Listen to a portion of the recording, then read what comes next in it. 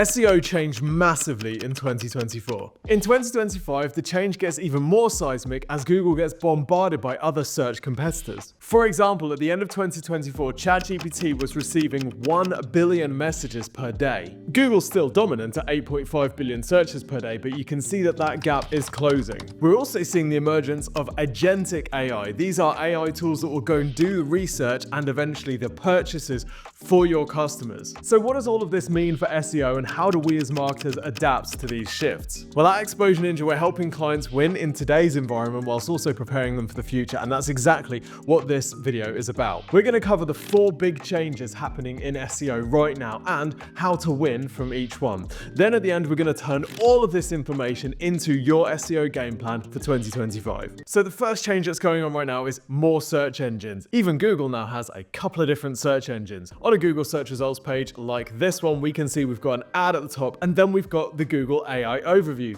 This is a kind of new type of search, and you'll often find with AI overviews that the websites that are ranking here aren't always the ones that are ranking in the regular organic results. We'll come back to AI overviews later, but undoubtedly the biggest change right now is the emergence of generative engine optimization. These other types of generative search engines that we need to optimize for. Let's look at some examples. Here I am in Perplexity, and I've searched for a really long, complex search. Now, in the past, I would have had to do 5 different Google searches to get this. I would have had to read through lots of websites, compile all the answers in my mind, and then come to a single conclusion at the end. But now I don't need to do this. Perplexity has done all of that research. It's broken the search down into parts, and it's searched through 57 sources to come up with an answer. ChatGPT also does really well at this type of complex compound search. Same thing, and it's come up with an answer. But if I do the same search on Google, even AI overviews only really takes one part of that search and gives me an answer. Notice that all of these are talking just about the temperature and not the other components of my query. Okay, so what does this mean for marketers? Well, the likelihood is that Google is going to see search volume drop because simply for these types of searches, the answers it gives just aren't as good. For those of us who are used to getting huge volumes of traffic from organic search, we may also see traffic drops, particularly for informational queries. We don't need to panic though. People will still buy the same number of things, and they will still use search to buy those things. Just because Perplexity and ChatGPT are able to answer complex queries doesn't mean that people are going to stop going on holiday. But how do we win in this environment where we might be getting fewer visitors from Google organically? Well, as marketers, it's our job to understand how these tools are giving their answers and what we need to do to make sure they're recommending us, our brands, our products, our services. All of these tools are running background web searches, i.e. they're searching Google, Brave, or Bing, the 3 main web indexes. They're then taking information from the websites that they find and sharing it with the customer. So we need to be ranking well in Google, Brave, and Bing. We need to have good visibility in search. And the key to this, obviously, is good SEO. It's doing good SEO like you've seen us post about in hundreds of videos before. And by the way, this is probably a good time to mention that brands are still absolutely killing it from getting amazing visibility on Google. Just look at this US solar firm. Look at the state of that traffic graph. That's what we love to see. And by the way, props to SEMrush who provided this tool free of charge and sponsored this video. We'll talk about this later, but good technical SEO, good loading times, great content, and fantastic link building. These are the foundations to appearing in the underlying web searches that feed these answers. But you might also notice that these generative AI search tools recommend different types of websites. They'll often cite third-party websites. These might be blogs or journals or trade publications or even just high-authority sites like Forbes and newspaper sites. And that means that if you're going to win in this new world, you also need to be featured on those third-party websites through techniques like digital PR, which we're going to come back to later. But you also need to pack your website full of great information about your business. The more information that these tools have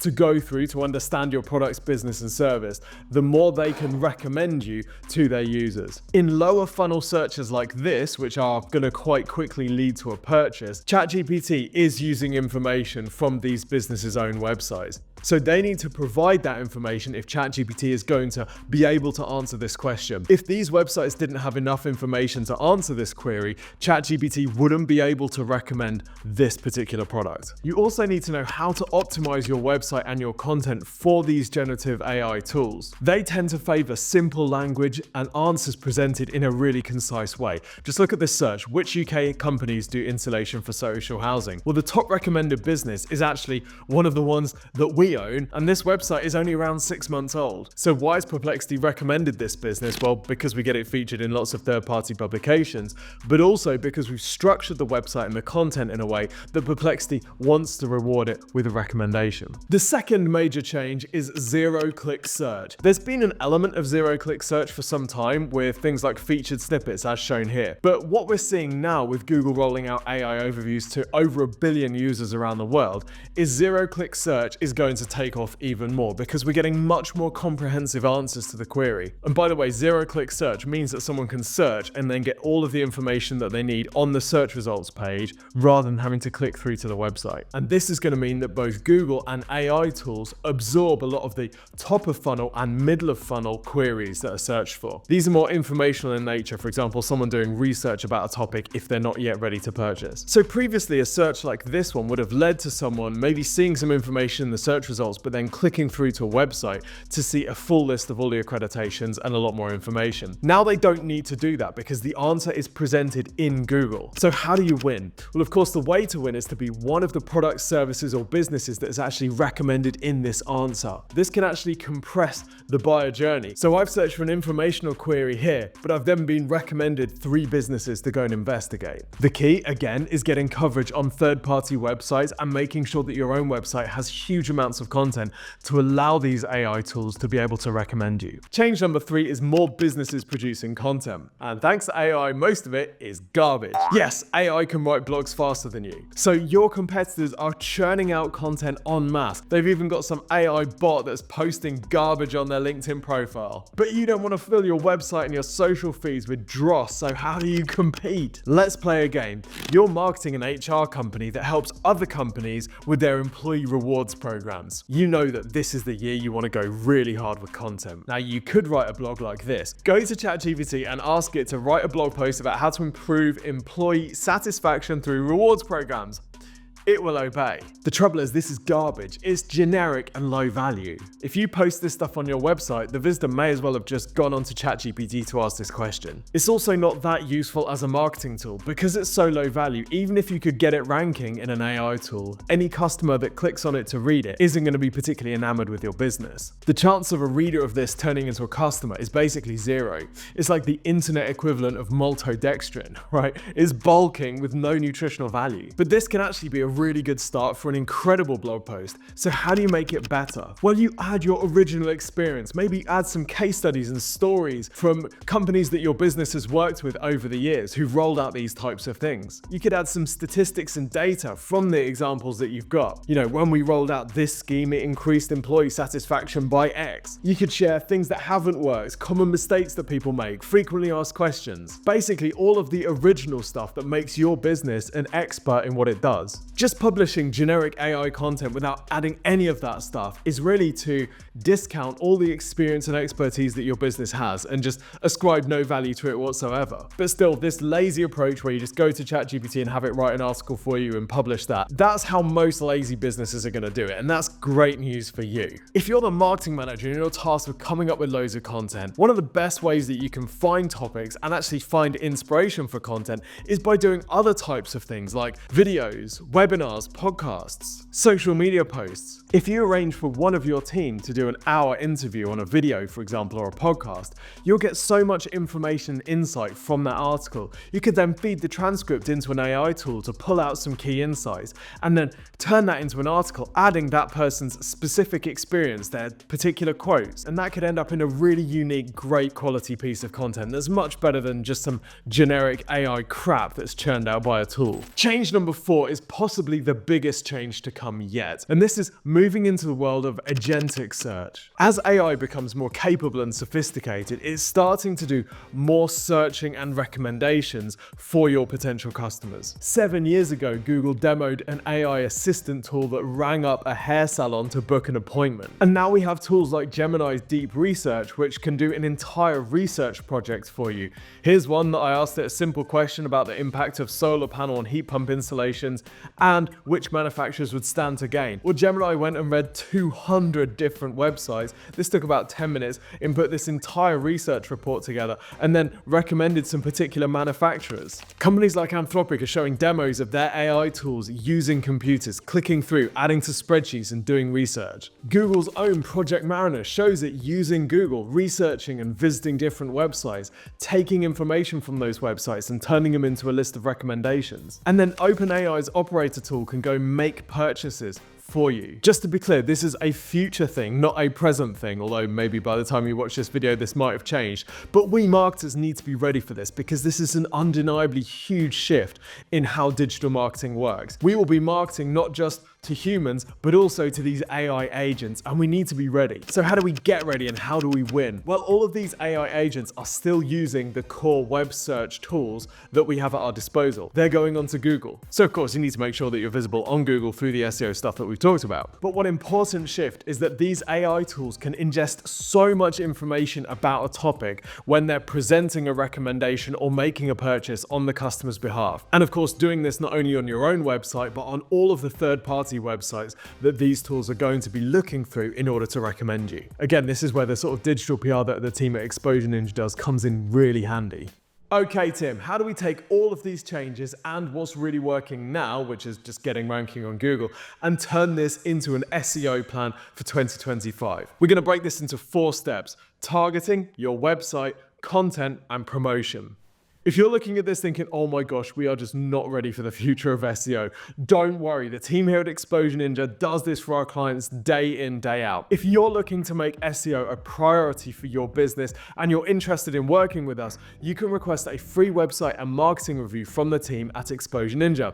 This is free of charge, although not everybody is eligible, so you do need to apply for it. To apply for it, go to exposureninja.com/review. That's exposureninja.com/review. We'll take a look at how your business is doing at the moment, what sort of visibility you've got in regular search engines and also in AI search engines, and then we'll put together a prioritized master plan for you based on your visibility and your business. It's completely tailored. We put all of this into a video which we send to you usually within 2 to 3 working days. It's totally free. Not everyone is eligible though, so go to exposureninja.com/review to apply now. SEMrush is the tool that I use personally the most. In fact, it's pretty much the only SEO tool I use. If you want to get a free trial of SEMrush, we've managed to twist their arm and persuade them to give you a free trial. All you need to do is go to thankyoninjas.com. That's Thank You Ninjas. You can sign up for SEMrush free of charge, try it out, go and analyze all your competitors, go and have a look at where your own website's ranking. And then if you like it, great. If you don't like it, you can cancel. That's totally cool. So go to thankyoninjas.com today.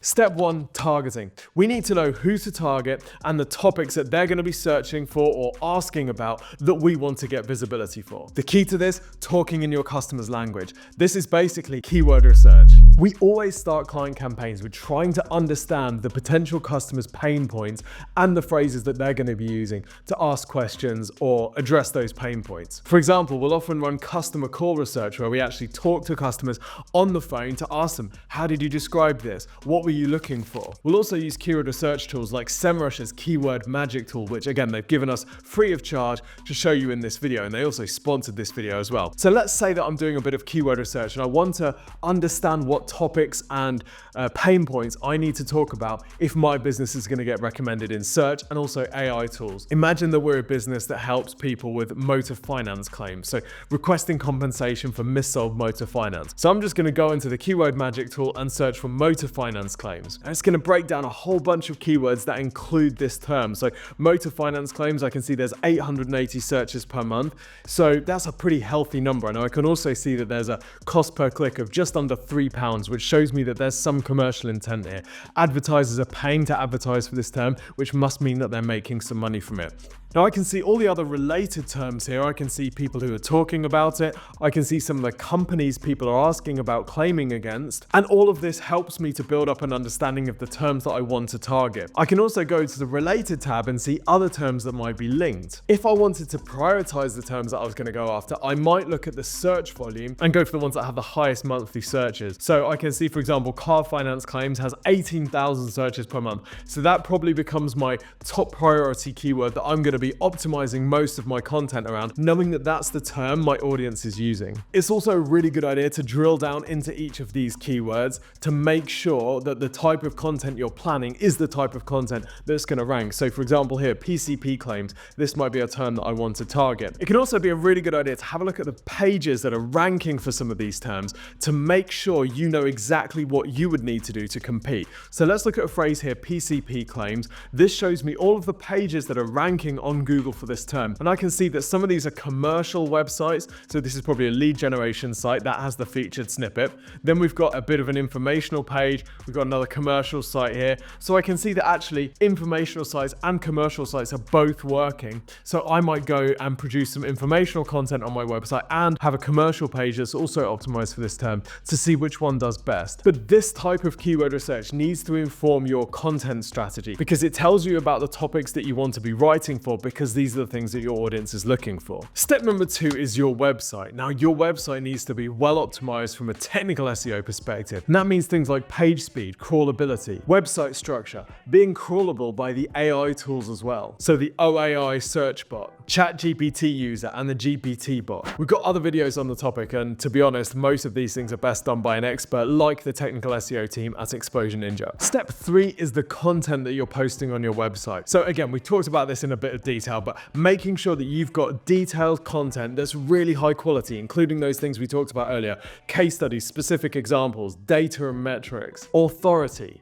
personal experience from some of the people on your team. Making sure you've got content on your site covering all of your key topics with all of those things is really going to help you, because it gives these AI tools and Google much more information to recommend you and show your content to searchers. Step 4 is the promotion. This is what you do off your website to make sure that all of these search tools are seeing your brand all over the place. So a big component of this is digital PR. This is getting featured in the sort of third-party websites that these AI tools are referencing. The great thing about digital PR is it's also a great way to get high-quality backlinks which help your ranking in regular search as well. Now, we've covered digital PR in our content marketing video very recently, so click the link in the description for more about that. Now, when you're working out how to promote your website across the internet, it can be a good idea to check out your competitors and see exactly what they're doing. For example, here I am on the competitor comparison inside SEMrush. This can be a great tool to see how you stack up against your competitors. For example, seeing how much organic traffic you're getting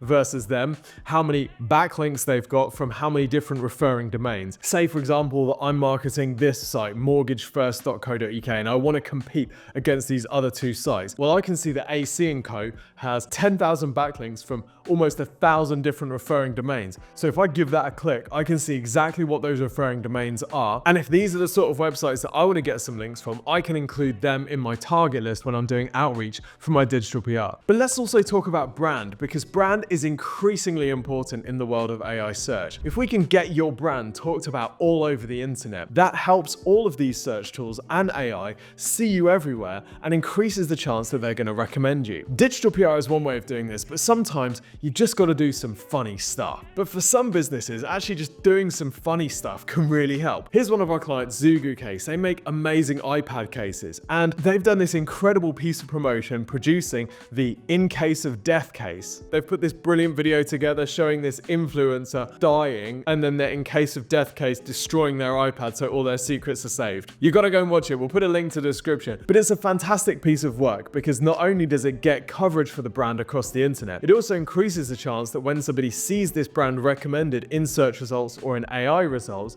they're more likely to click it. They're like, oh yeah, Zugu Case, I love them. So there you have it, 4 massive changes going on in search right now, and your 4-step SEO game plan to help position your business for today's SEO landscape, but also make sure you're ready for tomorrow. If you've enjoyed this video, like and subscribe. Let us know in the comments what your #1 takeaway is, and we'll see you next time.